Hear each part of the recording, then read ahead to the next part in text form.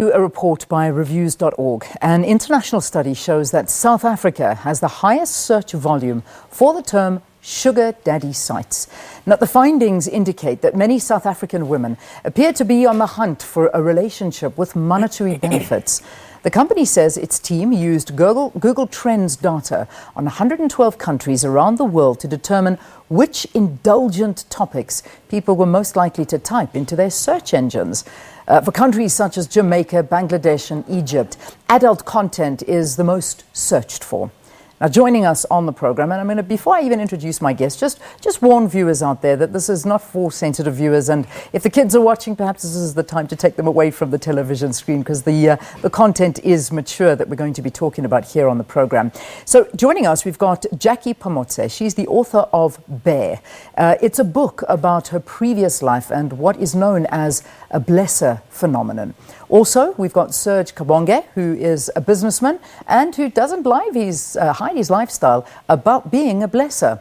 And then finally, David Van Wyk, Benchmark Foundation researcher, who wrote an article on this particular subject, and I suppose looking rather at what this says about our society than anything else. Thanks, all of you. Thanks so much for coming. Thank you for having us. So it's a real diverse area that we've hopefully got everything covered here. So I think so. Thank you again, all of you, for coming in this morning. Okay, Jackie, you're going for a second volume of your book, basically. Yes, I am. So is it, obviously the first one did exceptionally well? It did. I just recently won an award for it at the African Literary Awards in Nigeria. Yeah. So it's going quite well. It's a major phenomenon. I talk about it as a phenomenon not because it's like an exceptional thing that is so, wow, but it is the reality of what is going on in society and here in South Africa in particular. Very true. An article written by Cosmopolitan stated about a week ago that 32% of South African young users are increasingly using social media to find sugar daddies specifically, not only just to engage as a social media platform, but deliberately to seek out people who can help them with finances, with a lavish lifestyle, or even with education funds. So this lifestyle is increasing by the minute. As much as we thinking that it's just a phenomenon, it's becoming an industry on its own. Yeah, when we talk about it being an industry, prostitution's been around. It's probably the easiest or the longest running profession. Everybody Absolutely. says that. Is it similar? It's very similar. In fact, I could say they're quite intertwined, because selling yourself for any kind of trade is some form of prostitution. Whether you glamorize it or call it a fancy name, you are trading yourself for something. So, which will bring me to why I'm writing the sequel today, trying to understand how does social media influence industries like prostitution, and why our country has not really delegalized prostitution. Yeah, because it's big. A lot of people, young people specifically, are in it, and they are okay with being in it. Others are trafficked. We can't find solutions because our own government does not even look at it as prostitution. So that's why I'm trying to fight hard to see is there ways that we can protect and also inform young people at the same time. Serge, let me bring you into the conversation, because you're married, but you lead the life of a blesser. You are a blesser. It's a lifestyle that you do, and you're proud of it. Look, we can't just say I'm part of that, you understand?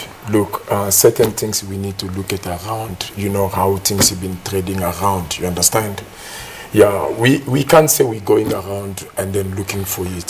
Certain things come for you, you understand? So you say it comes to you, you don't go looking for it? Yeah, sometimes we don't look for it, you understand? Like, I can give you an example, You go around, you meet certain girls, you understand? You don't know what is the idea of the girl, you understand? You don't know what is the approach should be to the girl to approach you. Sometimes you approach the person, you just feel you want to know the person in the proper way. You don't know what was the mission to the person. The person is thinking like he making money on one day, being approaching by men. You understand? But I might be approaching you on the certain way, it might be on the certain way on the business. You try to convert it on the certain way that will be on the part of the relationship, so that when you type specifically search, that's where you make money on the day. You understand? It's not like I'm just going out to look for it. But you do it. I mean, this is... let's just get your story quickly. You're married. How long have you been married for? I've been married for a couple of years. And your wife's happy with you? But with other women? No, let's not really go to my marriage situation talking about that. Well, you understand? Your lifestyle is above board. Yeah. I mean, it's above board. Everybody knows. Well, if you Google your name, the first thing that comes up is, I do understand. He is a blesser. Look, be appreciative with me because I'm open. Absolutely. And being having your husband, when you go out, you don't know where you go. But as far as I know, I mean, if you Google my husband's name, he doesn't come up as like the biggest blesser in the country. Yes, as far as I know. And but you find out when there's a drama happen. Yeah? That's when you find out. Okay, so, all right, let me ask another way. Let's leave your wife out of it. Yeah. How many young women do you bless? Look, we can't say young women. When we talk about young women, we talk about underage. So you don't go for the underage? I don't go underage. So they could be older than you? Look, they can be older than me. They call women. Yeah. But when you come underage, I don't socialize with Okay, underage. so how many women though? We can't count. When you go around, when you meet people, you can't count how many people you're meeting, how many people you're blessing. Do you use protection with all these women? That's the first thing that we need to use, you understand? Because if you can use that, I'm sure you have a short life in your life, you understand? Yeah. I don't think that you reach, to see the next year. What do you give them in return? Look, the reality, most of them, they're just after you because they need something. What is about it is only money. So it's a cash transaction. Yeah, we can't say cash transaction because when you put it in the cash transaction, it's like I'm meeting you to say let's change sex with the money. We party. We have a funny, all of us. If the right time come for it, the right time come for it. Yeah. But we don't go specifically on the mission, say, I give you money, you give me this one. Do you understand? Does it generally last longer than the night? So you meet these girls, it's a one-night thing, or could it go on for a couple of months? That you sort of pay them, if you meet the right person. If you don't meet the right person, you meet somebody who want to make bucks on that night or during the day, even during working hours. It depends, But what I can just tell you, that's what happens sometimes, most. Okay. David, I mean, what we're hearing here is it's almost it's accepted. It's just the way it is. Your article, just quickly tell us a little bit about it. Well, I think that I live in the Brixton area between UJ and Wits, and so I've observed the phenomenon that's very common in the area. And I think that the phenomenon in this particular area has to do with the fact that the cost of living is very high for students particularly. So we find students sleeping in libraries, we find students sleeping on campuses, in cars and things like that. And the rental for a house, for a room in Brixton is 3,000 rands. It's very, very problematic. And if you go to Pick n Pay or you go to any of the supermarkets, the cost of living keeps on rising all the time. Many of these young women come from very poor backgrounds and they are at university for the first time. And even if the state is paying for the university fees, it's not paying their cost of living. But I also think that it's a sociological phenomenon. You first had the breakdown of the extended family, especially with the migrant labor system in South Africa. And we also find this in mining towns because we do a lot of research around mining where there's massive unemployment, more than 50% unemployment among local people, but migrants come in and they are employed. So you have a relationship between the migrant and local woman that results from this. And so what we're seeing now is the breakdown of the nuclear family. And that was predicted by sociologists in the 19th century already, that the nuclear family would eventually break down. We have a divorce rate in South Africa of 49.8% amongst white people and 48.5% amongst black people. So we can see at all levels, statistically even, that the system is breaking down. The system of being married is breaking down. And this is because we live in a system that commodifies everything. Everything becomes tradable. You can sell anything. You can sell yourself, you can sell your power, you can sell your image. What the men in the relationship do is they are selling their power. It's a power relationship between them and the young woman. Yeah. At the same time, the man feels that it's a trophy. He has achieved something. And this is what is really bad for the woman who's sitting at home, because she feels, I'm no longer a trophy in his eyes. So someone else out there is a trophy, but I'm not. And so this creates some degree of conflict within the home. It might also contribute to violence against the blesser and the blessee. It might contribute to violence between the man at home and his wife and his children. So it's a complex phenomenon. It's a sociological phenomenon. It's an economic and political phenomenon that we have to begin to investigate and deal with. I think, as my colleague next to me said, our government is not dealing with the issues that confront women in the society. So if you look at the recent march by women to Pretoria in shutting down South Africa a couple of days ago, we saw many of the placards referring to this particular issue. Yes. Yeah. All right, let's look at a couple of tweets. Jackie, I'm going to come to you next, but let's bring our viewers' perceptions and tweets into the conversation as well. This is what you've had to say so far. I'll put them up on the screen. This is from Nongalo saying, it's very painful because these old papas tend to kill those girls when those girls move on to other papas. Nazim saying this is a waste of time and data. Whoever is doing that, they should be Googling about the future, not sugar daddies.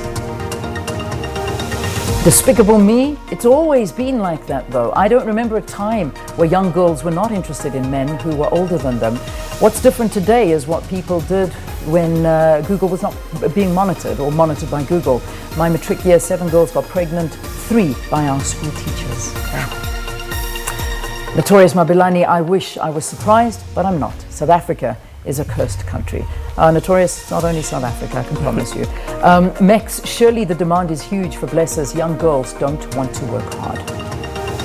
And then finally, Matsubane saying older men should be blamed for SA's high HIV infection rate among young women. Another big factor is this dangerous equation is that the girls don't negotiate condom use in this kind of relationship. All right, thanks for writing in. We'll put some more up just now. Jackie, let's come to you now. You led this life for a while, and obviously that was where your book came from, your first book, is that you engaged, you focused on the lifestyle that you were part of. Talk to us about it. I mean, what is it like? We've heard from the perspective of being a blesser, but to actually be the blessee? As a matter of fact, I'd like to clarify that, because there's a difference between a blessee and a person who's dating a sugar daddy. A blessee would be a trade where for a night you get this, or for a week you go to these events or you go to these parties. It's not a relationship. A relationship would be a sugar daddy situation where you both are aware of the agreement that you are dating, you are in a committed relationship, and it could be potentially long-term. Whether he's got a wife or not, that is besides the point. Yeah. But it is a relationship. And like the blessee, where you're expected to exchange gifts or your time, or you are used as a trophy. However, going back to your question, you become addicted. You become addicted to the life, you become addicted to the feeling and what it brings you. And you become addicted to what people perceive you as. You know, because it's just a whole big perception at the end of the day. So you're in a relationship with this person for about a year or two, and then at some point you become boring to them. The relationship becomes stagnant. And he wants something different. And you thinking, oh, well, I thought we were in a long-term relationship, so most probably we're going to get married and you're going to go to my family and you're going to do this. But that was the arrangement or the agreement in the beginning, but you have changed tunes. Yeah. And then at the end of the day, you find that they do tend to get abusive, whether it's because of financial strains, because providing a life that is so expensive does have its ups and downs. At some point, you'll find that, yes, for a year they do have money, and then the next year they don't. So they can't fly you in private jets, they can't buy you the Louis Vuittons and Gucci's, you can't go on holidays anymore. Give me an example of something that you have gotten. What is the most extravagant gift you've gotten? The normal gifts would be a car. A car? That is a normal gift. So you got a car? Yes, I did. And I returned it. You did return it? Yes, when I left, I returned and I left everything. Serge, what's the most extravagant gift you've given? Look, it depends on your qualification. Okay, no, I understand. I understand that, Serge. I'm just asking, what is the most extravagant gift you've given? Have you given a car before? Look, I give a couple of them, and then I flew them abroad, you know, for proper shopping, to have a proper good life, you know. Only in the condition if you deserve to be blessed. There is a couple of categories if you want to be blessed. So how do I deserve that? So for instance, okay. Like, how do I deserve to be flown to Paris okay, how and you need given to a car? deserve that? Look, I socialize with very decent people. You understand? It depends on how you look, how you behave yourself. Same way with the wife in the house. If you respect your husband, you go according to the rules for your husband. I'm not saying that I need to monitor like a remote control. Can I just put that into context, please? Please do, because I'm feeling like if I behave myself, if I'm a good girl to your needs, then you'll fly me around the world. The normal standards that a high-class blessee would have to accustom to would have to have a full-blown face of makeup, would have to go to the gym regularly to keep an appearance, would also have to dress a certain way.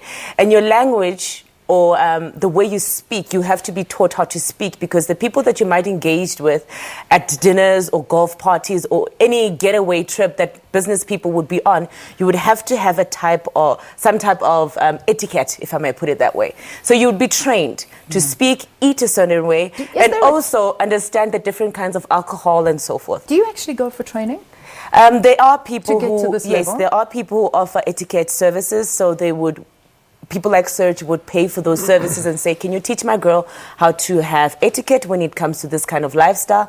And also to know the background of money. How do we use money? Where are the expensive brands? How do we buy them? How do you even see them if they're not written? What kinds of alcohol that you pair certain food with? You can't just eat this and that with any type of alcohol. So there is etiquette training. So that's what he's referring to. I understand. It's just that. I mean, I struggle to understand it, because I know what the woman's getting. You're getting all of this, and like you say, when you suddenly become irrelevant, your world falls You're dispersed, apart. yes. Let's talk about the realities of HIV and AIDS now. Yes. You know, I mean, when we look at the figures, 15 to 24-year-old girls, 2,300 infections every single week. AIDS is one of the biggest killers. It is one of those country. biggest killers, because I also find that in my current research that young people, in fact, the rate of illegal abortions has increased by 52%. And this is in stats, and the others are not documented. So you would see that it would easily increase the HIV rate, the HIV and AIDS rate, very easily, because they just think sleeping around is okay, and then they would just go find a solution like an illegal abortion to terminate the pregnancy, but not really looking at the medical implications. Yeah, which is where we're at right now. And I mean, correct. Young girls are growing up in a society where this is now, this is glamorous. This is a lifestyle I want. David, what are we doing? What example are we setting? I think that we have to distinguish between different classes. The blessee relationship in Sandton is very different from what it is in an informal settlement in a mining community. And the expectations are very different in those different communities as well. We know that in the Rustenburg area, there are mothers who rent their daughters to mine workers, and they get a sum of money every month for the mine workers' privilege to be with their daughter. So that becomes very problematic, but that's a very poor survivalist strategy. It's a strategy of surviving. The relationship is ultimately exploitative in the sense that the woman is working, the man is dealing with his ego, and in a country where you have nouveau riche and people want to show off, an older man wants to show off that he has the ability to get a young woman and to be in social circles with this young woman, and so it is psychologically something for his ego. The girl also, for her ego, I can get this very wealthy man, he can drive me around and so on. It ups her status in the community that she is in. But you can even go to WikiHow now, and WikiHow will tell you exactly what to do to become a blesser or a blessee, and what you should and should not do when you are in a relationship like this. It's unbelievable. I mean, WikiHow, you learn how to make a pancake, and you can learn how to be a sugar daddy or find a sugar daddy as well. It does to a certain extent blow my mind. But I just want to find out. And Serge, you did say that you don't go for underage, but you're not the norm, right? There are these men that prey on young girls, underage girls, which, in a nutshell, is paedophilia. Do you know of these blessers that prey on younger girls? Yes, there are a lot actually. Do you know what I see most of the time? Older men, they prefer go for young one, specifically with the underage. Yeah. To me, a person who's been around, sometimes I don't support such a thing like that. I prefer date somebody who's around similar follow-up with certain age, who's a matured that you can communicate proper language together. Yeah. Than getting somebody who's innocent, who doesn't know anything, you try to teach him the life you know, of the lifestyle. Let's say you pick one of the students who, when you take him around something, doesn't drink champagne. When you reach within the club, you tell her that I want you to drink champagne because I want my table to flush with a bottle of champagne. Yeah. You understand? Yeah, yeah. Those are certain things. Those are the certain things. You're also filming a reality show now, so Yeah, I'm filming one of the reality show that is coming that'll be following soon. your lifestyle around and. But you can't follow the lifestyle, but what you will do now, I think we need to give the message to the world because, you know, What is the message? Yeah, Just the message, quickly, the we've got to message wrap. that What's we'll the be message? giving, you know, sometimes this lifestyle of blessing. Let's look at underage specifically. You understand? A parent take a child, send it to school to study. You don't focus in the school, you go focus with something lifestyle. You understand? Following men with money, changing sex with money. You know, on the reality show, we'll be talking most about that. You know, we'll be giving message, you understand? Okay. We cannot keep on continuing on the same things. Jackie, I want to just two fire questions at you. Firstly, in your book, you also alleged, and I have to ask the question, about a deputy minister that had raped you. You've never named him. Is he still a minister? Deputy minister? He's still very influential, but I have decided not to disclose because of my own safety. Okay, so you still don't want to. Yes. The case of Basetsani and Romeo Khumalo, you any comments on that? I'd just like to thank everybody who has supported me and who understands my cause and who understands why I fought so hard to protect young women and also bring issues like this to the table. And most importantly, I hope they see the bigger vision, the cause of what I'm doing. But I'm quite grateful, but I would not speak on You that won't speak particular... on that as well. But No. this hockey club does exist. Yes, he knows about it. Are you a part of the hockey club? He No, knows I'm well not part about of that. Now you know about it. You understand? He I'm knows. not part of that. But sometimes I go see what's happening there because the eyes But is it's only on real. Serge. It's There's quite real. people who are above me.